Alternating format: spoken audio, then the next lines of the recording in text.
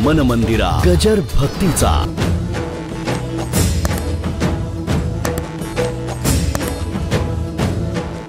सगुण चरित्रे परम पवित्रे सादर वर्णावी.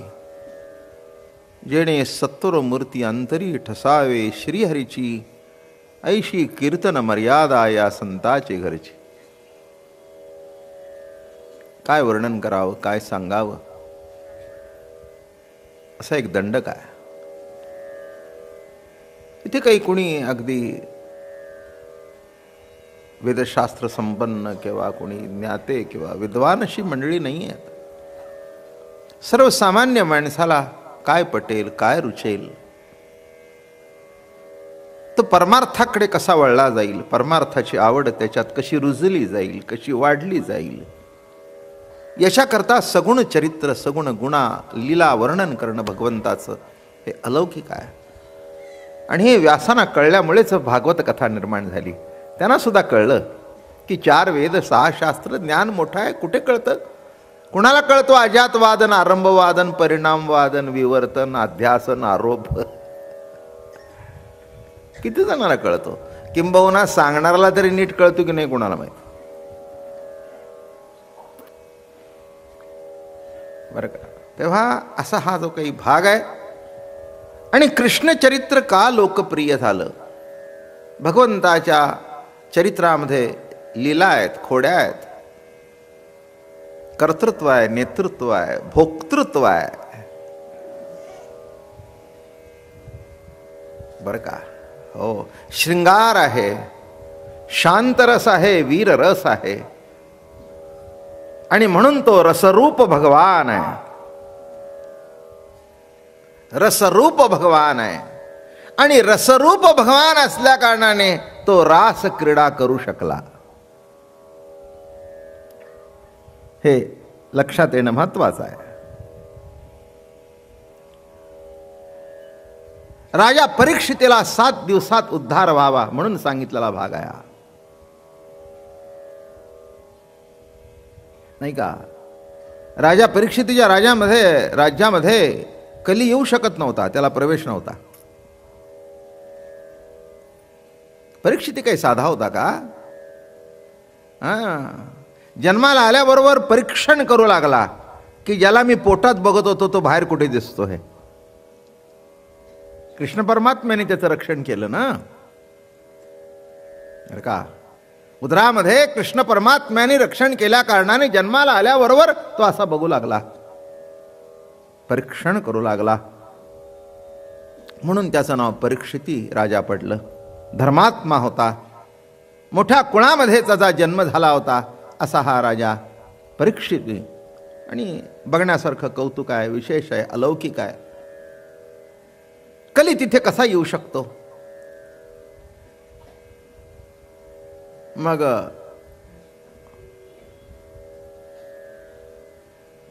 कली म्हणाला, वा यायचं नाही तर कसं काय यायचं? एक मी तुम्हाला सांगतो, कलियुगामधलं श्रेष्ठत्व. योग, याग, जप, तप यांनी उद्धार होणार नाही. नामस्मरणाने उद्धार फक्त कलियुगामध्ये होतो. कलियुगी सुगम साधन नलगे योग, याग, त्याग, दान. निर्लज्ज करिता हरि कीर्तन, चारिणी मुक्ती चरण वंदिती. म्हणून लक्षात ठेवा, तुम्ही कलियुगात आला हे वाईट झालं नाही, कलियुगात आला हे बरं झालं.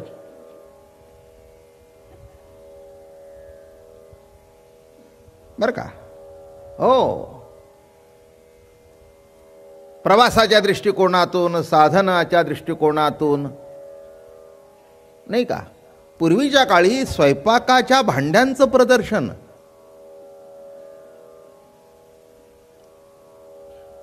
ही कल्पना सुद्धा म्हणजे तुमच्या कल्पनेच्या पलीकडचा विषय आहे. एखाद्या म्हाताऱ्या बाईला सांगितलं होतं, चल बाई म्हणली स्वयंपाकाची भांड्या. का म्हणली, काय त्याच्यात बघायचंय? एक तवा, एक झारा, एक कालवणा करता तवा, एक कढई, टोपाचा सेट, झालं मोठी परात, संपलं.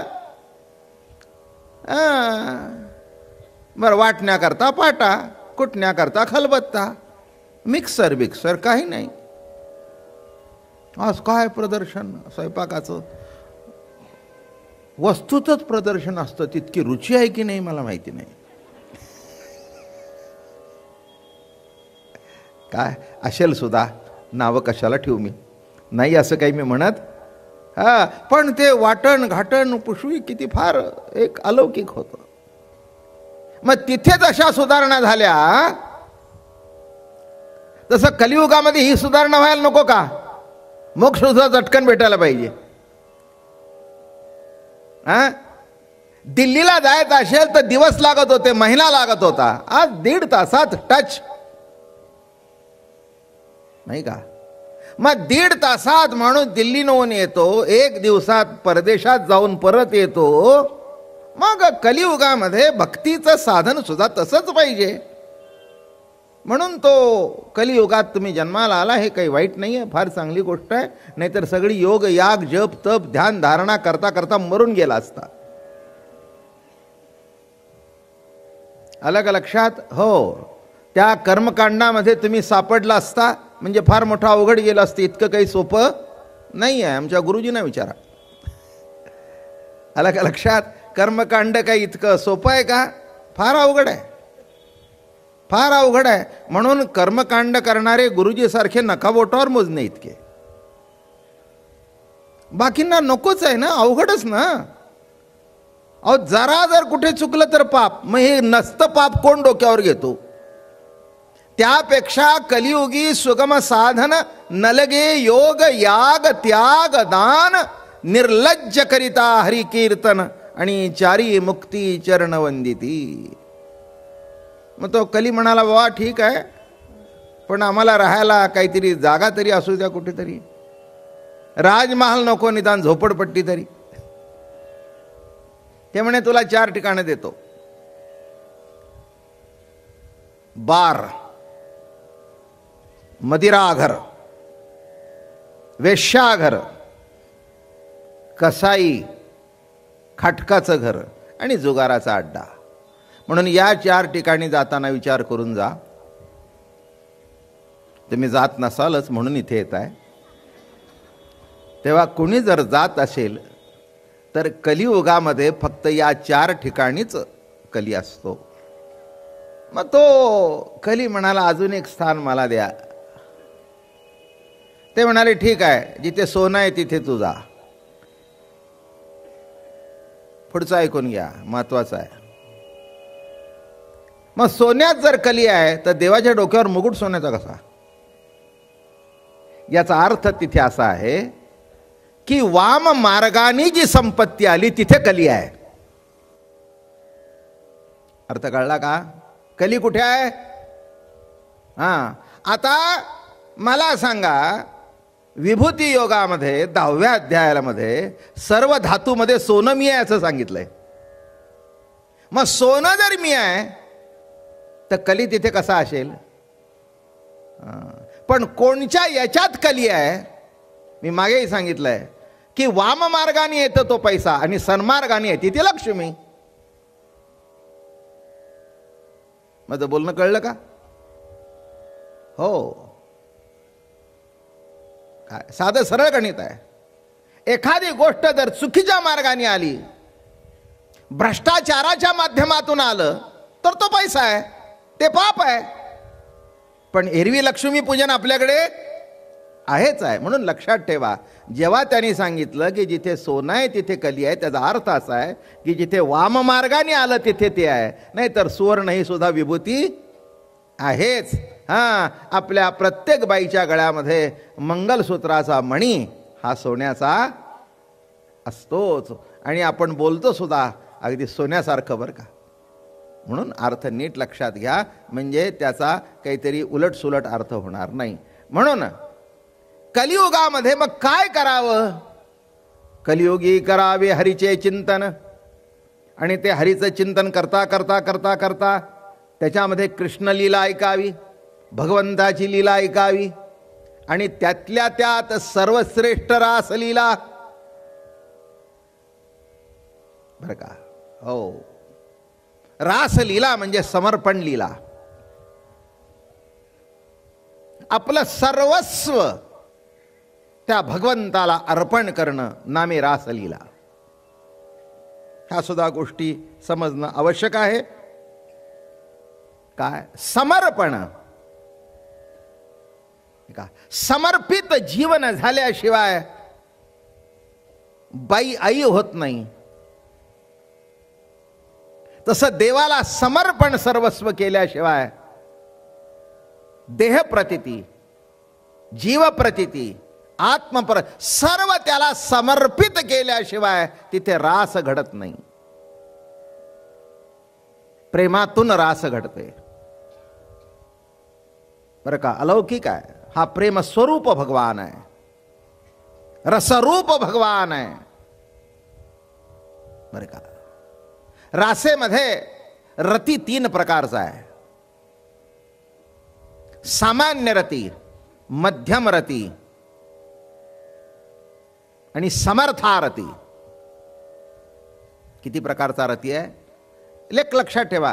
रती शब्द वापरला म्हणजे वाईट अर्थाने काढू नका. जिथे संयोग आहे तिथे रती आहे, जिथे मिलन आहे तिथे रती आहे, नाही का.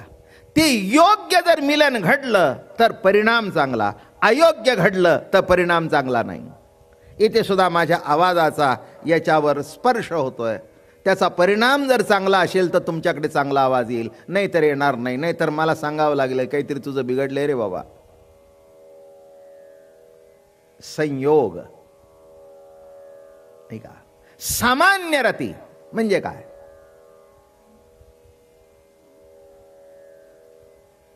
त्याला सुख मिळो नाही तर न मिळो, मला मिळालं म्हणजे झालं. अप्पल पोटेपणा, सामान्य रती, नाही का. मला सुख मिळालं म्हणजे झालं. काही काही घरामध्ये सुद्धा बघा बरं का, एखादी वस्तू चांगली केली असेल ना तर तो असं म्हणणार नाही सगळ्यांना खाऊ द्या. मग तो आपला पती असेल, तो आपला मुलगा असेल, नाही तर ती बाई स्वतः असेल, कोणी असेल, तसं काही सांगता येत नाही. स्वभाव काय कोणाचे आहेत काय सांगता येत, नाही का. हो, पहिलं हाणून घेतील. एरवी लवकर बसणार नाही, पण ते आवडीचं असेल तर लवकर घेतो. पटा पटा पटा. अरे तुम्ही लवकर कसे बसले? नाही म्हटले भूक लागली. भूक लागली नाही. अरे काही शिल्लक ठेवलंय का भांड्यात? म्हणला मी कुठे बघायला गेलो, मला लागेल तेवढं खाल्लं, लबाड आहे.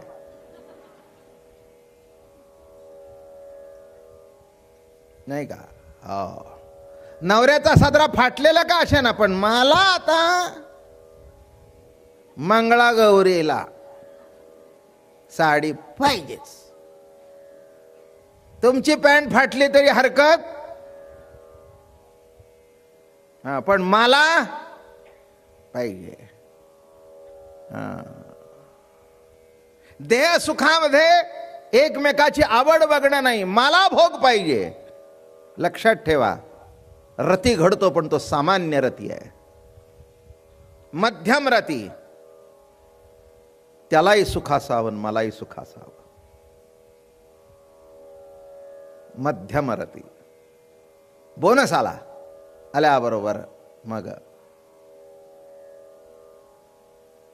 बायको म्हणाली, अहो तुमच्या सध्या पॅन्ट जरा खराब झाल्यात, त्याच वापरता, 2 नवीन करा. नाही ग, आलं का लक्षात?